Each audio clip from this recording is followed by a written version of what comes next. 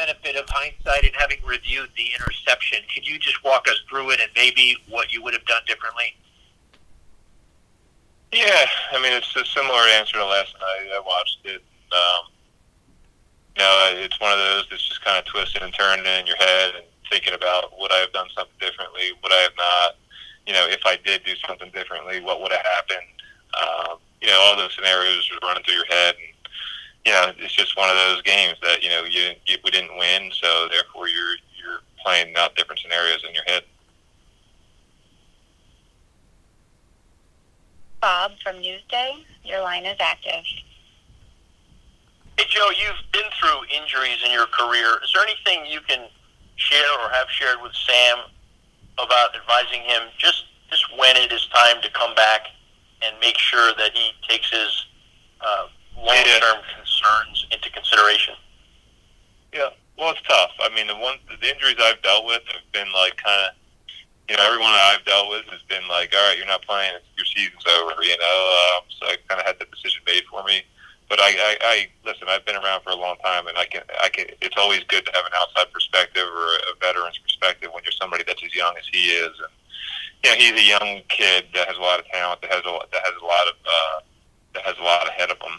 So he definitely has to be smart with this and make sure he makes the right decision in terms of staying patient and not feeling like, he's got to be itching to get back out there. I mean, the problem is us as football players, you always want to get back out there and you always want to run your team and lead your guys. So you're dealing with that battle, but you need to listen to people from the outside, and hopefully I can, hopefully he listens to everybody, listens to myself, and stays as patient as he has to on this one. Brian from the Post, your line is active. So just how difficult is it for you guys to kind of get up off the mat after a loss like that last night and the way the season has been going for you?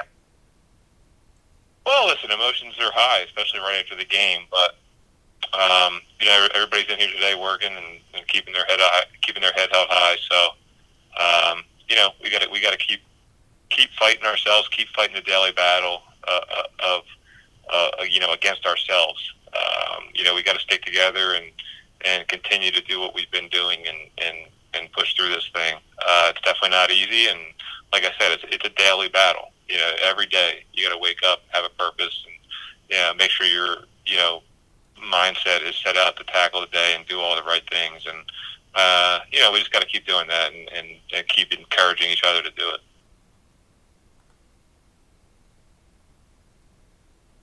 Chris from NJ.com, your line is active. Hey, Joe. For the third straight game, Denzel didn't have a catch in the second half. Is this just a matter of defenses adjusting to a rookie wide receiver? And just how does he, as such a young guy, kind of make a bigger impact throughout the course of a game?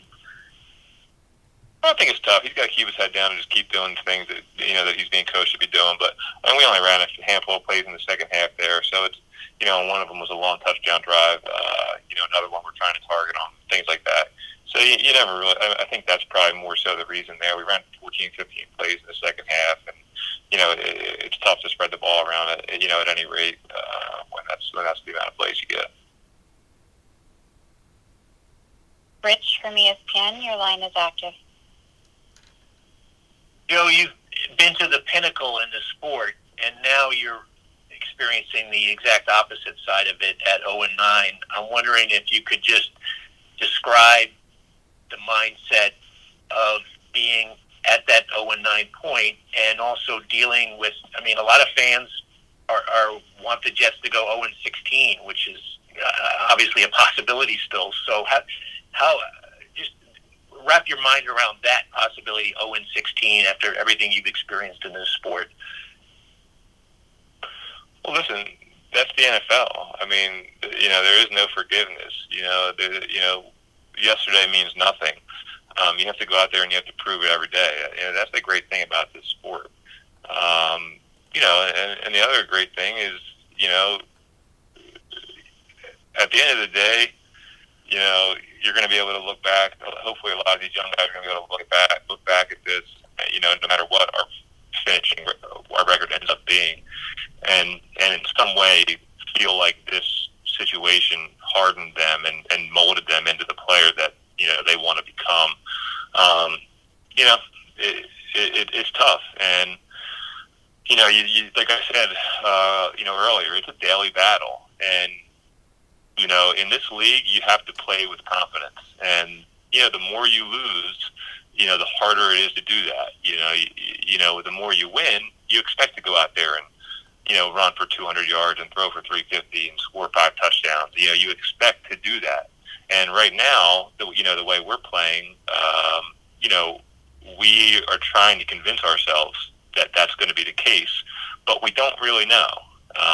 So we just got to go out there and we got to continue to believe, continue to take it day by day. I think when you think about the outcomes of things, the more those things become hard to do.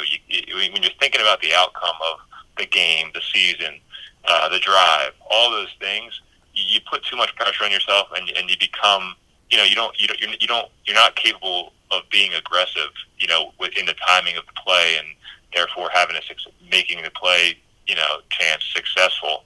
So we just got to concentrate on one thing at a time, narrow our vision to just the little things, and the outcome of everything will start taking care of itself. I think we were able to do that for, obviously a good portion of the game last night. We just got to try to build off of that, hopefully get some momentum mentally, just within the team, within ourselves, so that we can go out there and play with some more confidence and get some juice around us.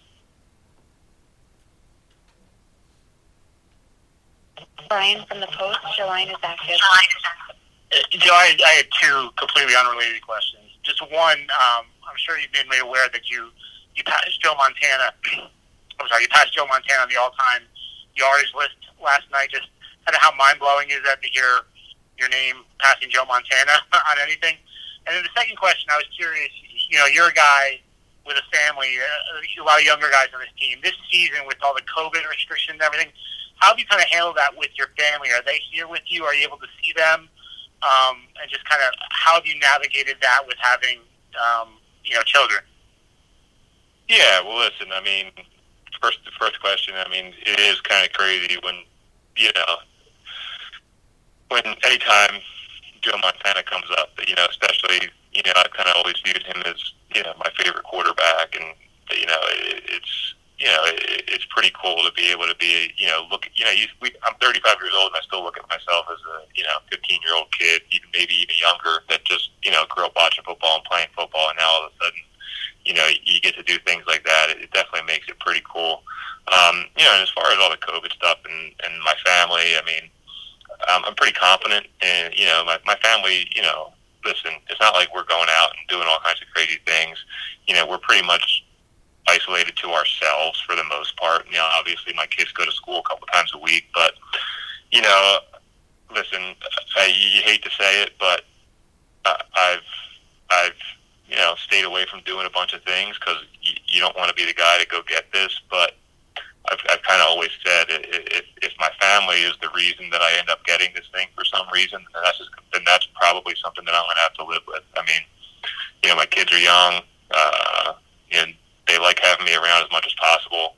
I haven't seen, we've been a little bit more separated this year than any other year, because I'm so close to home and we can kind of go back and, my kids can kind of come back and forth, and I don't have to be with them all week. So there is some restrictions in that sense, but I am seeing them on a weekly basis, and that's just one of those things that, I'm going to have to live with.